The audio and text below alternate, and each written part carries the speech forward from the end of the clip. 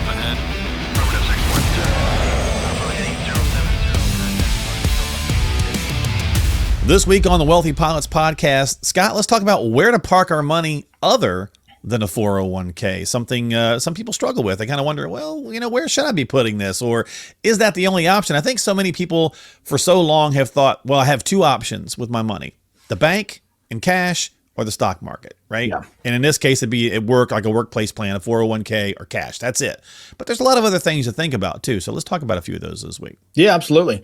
Yeah, this is a big one. It's one of the most common ones that we're helping folks out when they come on board. And typically, number one thing we work on is getting the 401k fixed. It's for our pilots, it's their largest retirement asset. Typically, it's where most of their savings are going between their contributions or just the airline contributions. It's a large amount going in there. But the next thing that we're kind of really trying to solve is all right, where do we want to save and invest outside of the 401k? And to your point, the bank is one. So we end up with, some folks with a lot of cash. The lifestyle creep tends to cannibalize that a lot of times. And so, it lends itself towards, I think a lot of folks will say, hey, I need to do something with this. And so they might either spend it, or if they start saying, hey, I don't want to spend it, I want to do something else with it, they start to get into real estate. And I've talked to a lot of pilots that they're in real estate and they don't necessarily even want to be in real estate. They just feel like, hey, I need the tax write-off. Yeah. And when they get in, I heard it was a good thing. Yeah, I hear that too. Yeah. It was a good thing. I heard it was a good thing to do, but I hate it or whatever. Yeah. And they're like, next thing you know, they're playing landlord or paying a property manager to do it while they're gone. And that's taking up a lot of the earnings from it anyways. And so, to me, I think, yes, you can have somebody else helping to pay the mortgage payment via rent and those kind of things. But when you look at the cost of ownership too, I mean, there's like, owning real estate is not free between maintenance, taxes, et cetera. So, and there can be some logic there to say, oh, I get some write-offs. And depending how much real estate you're doing, you can get some write-offs that are good, but there's many times where it's not. I mean, standard deduction is so high, it's not as beneficial as it was in decades past, I'll say. Unless you're going to really get into owning many properties or a lot of short-term rentals or something like that.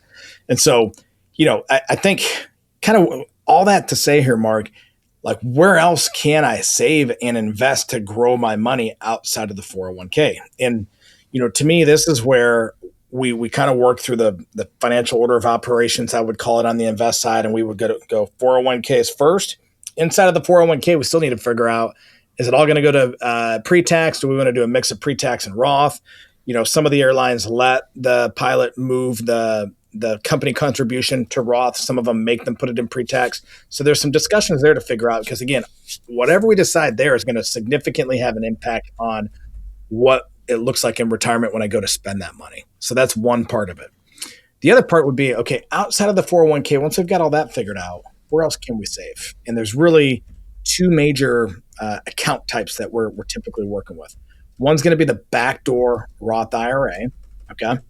And the backdoor Roth IRA is going to be, there's an IRA limit. Typically, it's very simple. We're going to put an after-tax, non-deductible contribution into your IRA, and then we convert it the next day, and then boom, it's over there. It's invested in the Roth. We just did an episode on that. I'm not going to get into too much detail on the backdoor Roth. But that would be one place that we do it. Okay. The next one would be a taxable brokerage account, or a joint brokerage account, or an individual brokerage account. Okay. But at the end of the day, this is kind of in what we call a taxable account, where the dividends are taxed and the capital gains are taxed. And so, the money in there it's from a tax standpoint, it's less tax efficient than money over in an IRA or a Roth IRA or 401k or Roth 401k, because you're getting kind of taxed as you go, and you put after-tax money in it. And so we want to make sure that we're maximizing everything we have over in the retirement plan space. In the retirement plan space, we got 401k, Roth 401k, Roth IRA. We want to make sure we're kind of maxing, doing everything we can over there first. Then we're going to come over to this individual or joint brokerage account. And in this individual or joint brokerage account, there's several things to know. One, there's no income limit. So you can make as much money as you want to make, and you can contribute to this account. That's one benefit compared to an IRA or a 401k. There's also no contribution limit. And so let's say you inherit some money, you sell a business and get some money, you get a big profit sharing check, whatever the case is. There's no contribution limit like an IRA has, no contribution limit like a 401k has. And so we like the fact that we can put realistically an endless amount of money in these accounts. The other thing is you can open as many of them as you want. If you want to have one that you're dedicating for long-term care as an example, or one you're dedicating for future car and home purchases as an example. You can kind of give these different accounts a name and get good specific saving targets for them. Or you can just have one account and plow all your excess monthly cash flow. Some people like that compartmentalized kind of approach if that helps you visualize and focus and execute it. Absolutely. Absolutely.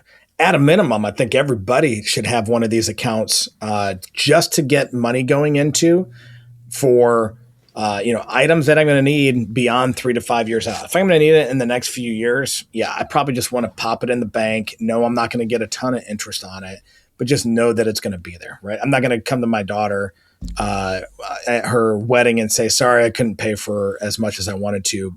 We decided to put it all in the market and the market's down. So my bad. No, we don't want to do that. So if there's some expenses coming up, we want to make sure that money's out of the market, nice and safe and sound. But this is one that, probably for 90+% of the people we bring on board, we are getting this account in place for them, and they're immediately putting thousands of dollars a month into it because, a lot of our pilots, especially if they're a little bit more senior, man, dude, they got that excess cash flow every month. And especially in the back half of the year, after their 401k is maxed out and they're starting to get some excess cash in their paycheck, it's just more than they need. And to me, it's very beneficial to get it moved over into that account so you have the opportunity to get it invested, get it working for you before, again, that lifestyle creep starts to get in there and take over. So,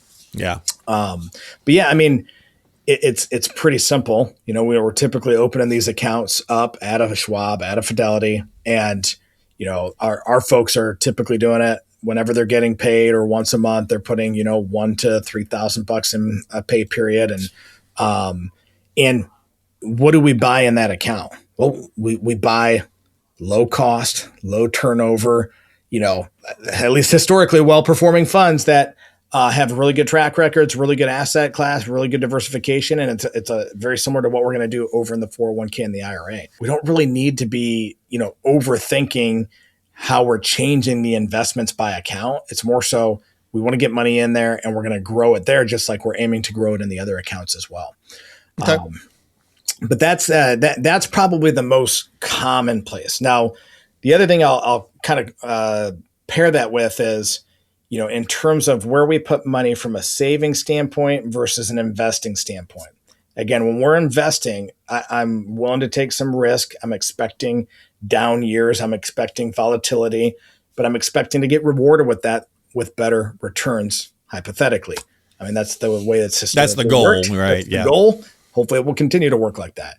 Now, that said, there's an element of saving too. As our folks' careers grow, we also recommend that your savings rate, at least from a dollar standpoint, should continue to grow as well. Not your investing rate, your savings rate, meaning, hey, I'm beefing up my cash reserves, or I'm beefing up, a safe pool of money too.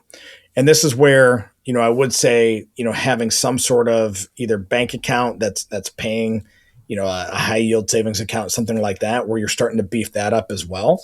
Because again, we want you to have, a good chunk of just cash, nothing crazy, but, at least 3 to 6 months worth. That's just there for crap hitting the fan. Okay. Yeah. You got expenses coming up. You feel like, hey, I can pull that from there. I don't need to go work overtime trips to chase it and get these bills paid. We want you to bring that cash into the equation and just make sure you're nice and settled down with your cash flow situation as work can ebb and flow. So that's another element of this. We kind of work in parallel with the growth and invest is the save portion. But the last part I would say in the save portion would be considering some sort of life insurance policy. So life insurance does have, I think, a role to play for, funding some savings plans, funding future income sources in retirement, Right. Right. and having it be in a guaranteed fashion. Again, anybody who's telling you, hey, you should fund life insurance to outgrow the market is not understanding the fundamentals of mathematics. And yeah, it's like what product are you using and for what reason? I mean, Yes. we spend too much time. You could put this in any place in life. We spend too much time looking for the magic bullet to do everything, and there just isn't, right? So you have to have different products doing different things for you. That's part of the strategy. Yeah, I mean, and if we want a certain portion of our money going towards, something more conservative that's going to help pay for kitchen remodels, going to help pay for car replacement, roof replacement, whatever the case is, we want those kind of things if we can get those locked into some sort of guaranteed arrangement, there's some benefit to that. It actually enables me to take a little bit more risk with my growth investments, right? Because if I have a guaranteed element in my life, it unlocks me maybe in that individual or joint brokerage account to be a little bit more aggressive because I don't need as many assets over there for some of my short-term needs because I'm taking care of that over here. I mean, you're talking about basic pillars here, Scott, of portfolio building, right? Investing, strategy, emergency funds, you're talking about the basic pillars. And so, but it's funny, I kind of started this conversation. People tend to think that there's two things to do, market or cash. Yeah. That's it, right? And it's like, well, no, there's lots of different things, but you got to have the fundamentals sound too, right? Well, and being a pilot or being military, fundamentally sound is the key. Well, and this is where, again, back to process, back to checklist, back to discipline. It's just working these things one at a time. Again, so much money is going in the 401k for our folks that there tends to be, I don't want to say too much emphasis on it because it is vital we get that portion right. But the emphasis on the 401k can lead to an omission of focus in certain areas that still need some attention. Sure. So we want to work these priorities one at a time. But at the end of the day, to your point, when we're talking about portfolio management, if you go talk to a business owner and you say, what's in your portfolio? The business owner, if they own if they're like a serial entrepreneur and you say, hey, what's in your portfolio? They're not going to say, well, S&P 500 and this. They're not going to talk about their 401k. In their mind, their portfolio is, well, my 401k, and then I have a business that does this, and then I have a small manufacturing company, and then I just bought a software service company. And for them, portfolio management is managing everything that they have that's building their net worth. And so, yes, there's portfolio management we need to do in those accounts, and that is vital. I'm not underscoring that. But outside of that 401k, when we talk about portfolio, we need to look at everything. Are we managing the income effectively? Are we managing the savings rate effectively? Are we managing the investments? Are we being tax efficient? Do you want to buy a rental home? Is that something that you want to commit to for a long time and have be part of your life? Do you want to do short-term rentals with that? Do you want to do long-term? I mean, that's portfolio management, looking across the entire household and managing everything I have going on. And so we want to have that kind of entrepreneurial mindset that we're looking at everything we're doing and not getting isolated on just where most of my money is going. Yes, that's the top priority. It doesn't mean the other things aren't important. Sure. Yeah. I mean, again, you're managing the whole thing, you're strategizing the whole thing, and every person's going to be different and unique. So depending on your mindset and how you want to do things, that's where that strategy building comes into play and working with somebody to do that for you. So any final thoughts before we wrap it up this week?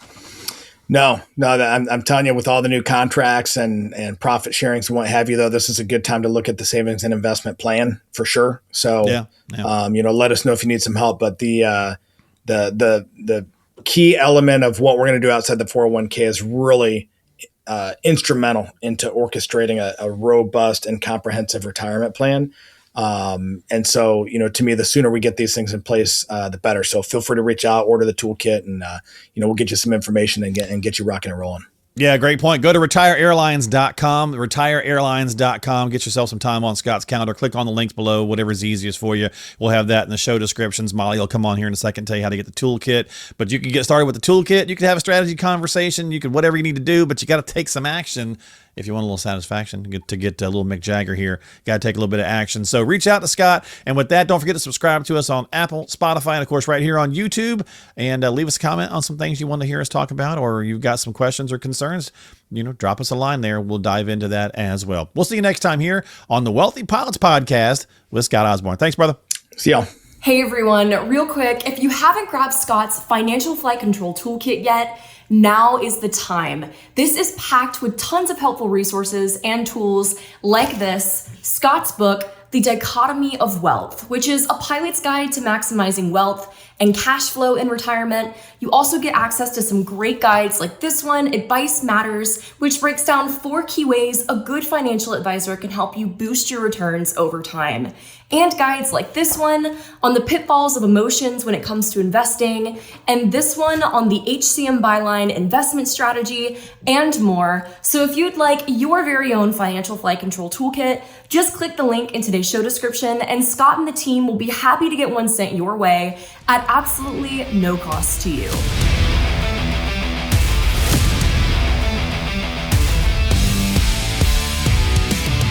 Information is for illustrative purposes only and does not constitute tax, investment, or legal advice. Always consult with a qualified investment, legal, or tax professional before taking any action.